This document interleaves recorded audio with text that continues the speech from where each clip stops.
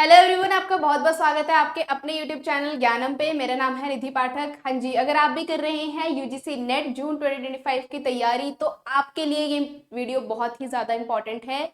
आज की वीडियो में मैं आपको बताने वाली हूँ कि कौन सा पेपर जो है आपका यूजीसी नेट का वो ज़्यादा इंपॉर्टेंट है, या किस पे हमें फोकस ज़्यादा करना चाहिए, या फिर किसको हमें पहले पढ़ना चाहिए। बहुत सारे जो है कन्फ्यूजन आपके माइंड में भी होंगे, तो आपका यहाँ पे आज सारा डाउट जो है मैं क्लियर कर दूंगी। और अगर आपको और भी कोई डाउट होगा इससे रिलेटेड तो आप कमेंट बॉक्स में जो है वो पूछ सकते हैं। चलिए तो स्टार्ट करते हैं।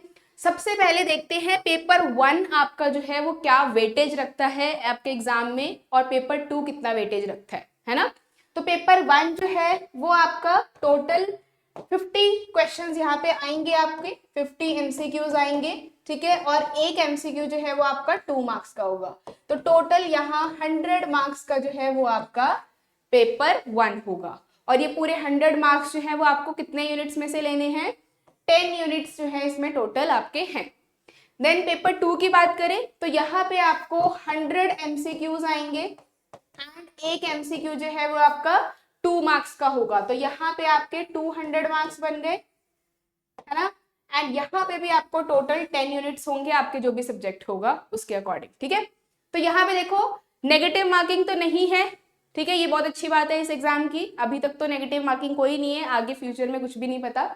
तो अगर आपको जेआरएफ क्वालिफाई करना है, अगर आपका सपना जो है वो है जेआरएफ क्वालिफाई करने का, जो कि आपका होना चाहिए, क्योंकि अगर आप नेट पे टारगेट करेंगे तो आपका जो है नेट नहीं होगा, अगर आप जेआरएफ टारगेट करेंगे तब आपका नेट क्लियर होगा। तो अगर आपने जेआरएफ क्वालिफाई करना है तो इसके लिए आपको पेपर 1 पे ज्यादा फोकस करना होगा, क्योंकि पेपर 2 जो है वो बहुत ज्यादा वास्ट है, ठीक है, as compared to paper 1। Paper 1 का सिलेबस इतना ज्यादा नहीं है और इसमें जो भी आप टॉपिक्स पढ़ते हो उससे रिलेटेड ही क्वेश्चन एक्सपेक्टेड ही आते हैं। लेकिन पेपर 2 जो है वो ऐसा होता है कि आपको पता ही नहीं लगेगा कि क्वेश्चन कहाँ से दे दिए, ठीक है। तो यहाँ पे आपके जैसे कि बहुत ही आपके 3-4 यूनिट्स तो बहुत ज्यादा स्कोरिंग है पेपर 1 में, जैसे कि आपका डीआई हो गया, मैथमेटिकल रीजनिंग हो गया, ठीक है, रीडिंग कॉम्प्रीहेंशन हो गया, ये 3 यूनिट्स एंड एक कम्युनिकेशन भी यूनिट है, ये भी सिंपल सा यूनिट है। तो ये 4 यूनिट्स तो आपके ऐसे हैं जिससे आप आराम से 20 प्लस जो है वो मार्क्स ला दोगे, ठीक है। सिर्फ इन 4 यूनिट से ही 20 से ज्यादा क्वेश्चन आपके इसी में सही हो जाएंगे, तो 40 के अराउंड मार्क्स तो आपके यहीं से आ जाएंगे, ठीक है। तो आपने जो है पेपर 1 पे ज्यादा फोकस करना है, लेकिन ऐसा नहीं है कि पेपर 2 को बिल्कुल छोड़ देना है, पेपर 2 पढ़ना ही नहीं है। पेपर 2 भी पढ़ना है, लेकिन पेपर 1 को ज्यादा अच्छे से करो, इस पे ज्यादा फोकस करो, इसी से आपका जो है पेपर जेआरएफ क्लियर होगा।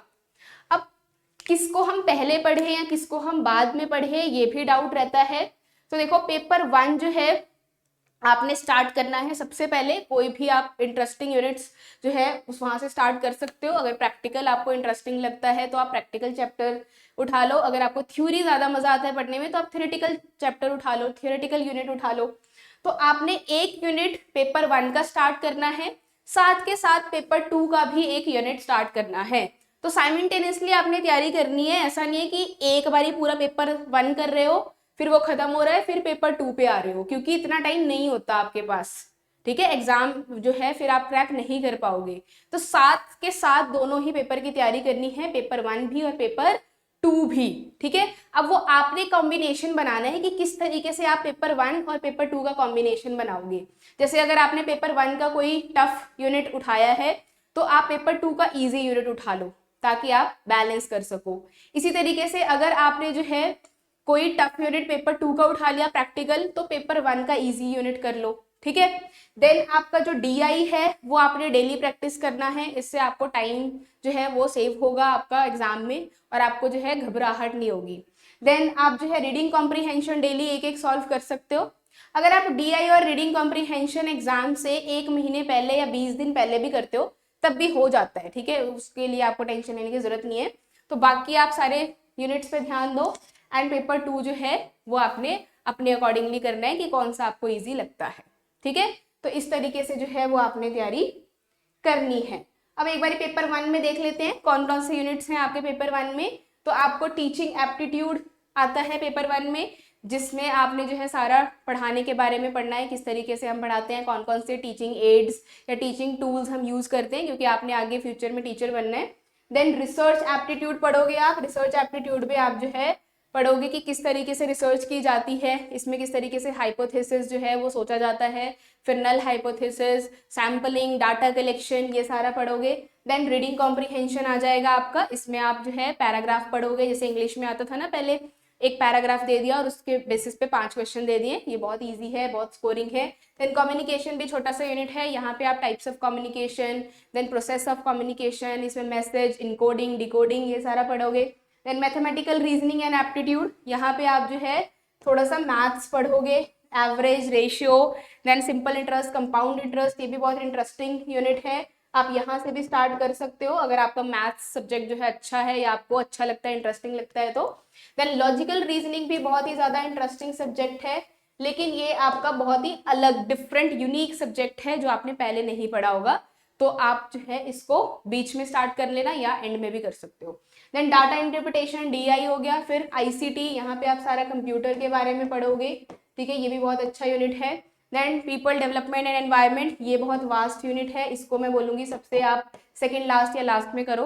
देन हायर एजुकेशन, ये भी आपका इसमें सारा एजुकेशन सिस्टम के बारे में है, प्री इंडिपेंडेंस, पोस्ट इंडिपेंडेंस के बाद किस तरीके से हमारा एजुकेशन सिस्टम जो है वो डेवलप हुआ, कौन कौन सी कमिटीज आई, ये सारा इसमें आप पढ़ने वाले हो। तो जो आपके 9th और 10th यूनिट है, ये 2 यूनिट्स हैं, इसमें से आपको करंट अफेयर्स भी आता है, ठीक है, तो करंट अफेयर्स भी आपने इसमें से थोड़ा सा पढ़ के जाना है और इस तरीके से तैयारी करनी है। तो ये तो पेपर 1 हो गया, जो कि सारे ही सब्जेक्ट्स के लिए कॉमन है। तो टोटल आपके UGC नेट में 85 सब्जेक्ट्स में ये एग्जाम कंडक्ट करवाया जाता है, तो 85 सब्जेक्ट्स के लिए पेपर 1 का यही सेम सिलेबस है, बस लेवल जो है वो अलग अलग आ जाता है। जैसे कि कोई सब्जेक्ट है कॉमर्स, तो उनका रिसर्च एप्टीट्यूड से ज़्यादा टफ क्वेश्चन आ जाएंगे। अगर आपका कंप्यूटर साइंस है सब्जेक्ट, तो आपको ICT से ज़्यादा टफ क्वेश्चन आ जाएंगे। तो बस लेवल में फ़र्क होता है, बाकी सिलेबस जो है वो सारा सेम रहता है और एग्जाम पैटर्न भी सेम रहता है, ठीक है। देन आपके पेपर 2 है, वो आपका स्पेसिफिक सब्जेक्ट होगा, जो भी आपका है, जैसे commerce, management, English, sociology, political science, बहुत सारे सब्जेक्ट्स हैं UGC नेट में। किसी भी सब्जेक्ट में जो है आप ये एग्जाम दे सकते हैं और तैयारी कर सकते हैं। तो पेपर 2 की स्ट्रैटेजी जो है वो सब्जेक्ट वाइज इसकी अलग से वीडियो बना दी जाएगी, तो आप पेपर 2 के लिए भी देख सकते हैं किस तरीके से तैयारी करनी है। Got it. तो आपने पेपर 1 पे ज़्यादा फोकस करना है, लेकिन पेपर 2 भी साथ के साथ पढ़ना है। कभी कभी ऐसा भी होता है कि पेपर 1 किसी किसी का थोड़ा वीक होता है, पेपर 2 ज़्यादा स्ट्रांग होता है, मतलब वो अपने सब्जेक्ट में बहुत ज़्यादा एक्सपर्टीज होते हैं, बहुत ही अच्छे से उनको आता है अपना सब्जेक्ट, तो वो पेपर 2 पे भी ज़्यादा फोकस कर सकते हैं, क्योंकि आपको तो टोटल इकट्ठे जो है वो 200 से ज़्यादा मार्क्स लाना है अगर आपने JRF क्वालिफाई करना है। तो वो आपने अपने खुद की भी स्ट्रेटेजी थोड़ी सी बनानी है कि पेपर 2 में ज़्यादा मार्क्स मैं लेकर आऊँ या पेपर 1 में लेकर आऊँ। लेकिन ज़्यादा आसान जो है वो पेपर 1 में मार्क्स लाना होता है, क्योंकि इसका सिलेबस थोड़ा कम है एज कम्पेयर टू पेपर 2, ठीक है। पेपर 2 तो आप ऐसा है समझ लो समंदर है, इसमें आप डूब ही जाओगे, इतना ज़्यादा सिलेबस होता है हर सब्जेक्ट का। तो अब आपने डिसाइड करना है कि किस तरीके से तैयारी स्टार्ट करनी है, ठीक है। अगर आप UGC नेट जून 2025 के लिए टारगेट कर रहे हैं, तो आप अभी से जो है लग जाओ अच्छे से तैयारी में। और अगर आपको कोई भी डाउट है इस कोर्स से रिलेटेड या फिर इस एग्जाम से रिलेटेड, तो आप कमेंट बॉक्स में पूछ सकते हैं, या फिर आपको डिस्क्रिप्शन बॉक्स में एक नंबर गिवन है, वहाँ पे भी आप जो है कॉल करके पूछ सकते हैं कुछ भी। एंड अगर आपको प्रिपरेशन करनी है UGC नेट की, तो हमारा जो है ऑफलाइन और ऑनलाइन बैच जो है वो स्टार्ट हो चुका है, ठीक है। तो वहाँ पे लिमिटेड सीट्स अभी अवेलेबल हैं, तो आप कॉल कर सकते हैं और पूछ सकते हैं इस कोर्स के बारे में। डेमो लेक्चर्स भी देख सकते हैं पेपर 1 पेपर 2 के लिए, ठीक है। तो अपनी तैयारी आज से ही स्टार्ट करें और JRF क्वालिफाई करें। All the best and start your preparation from today.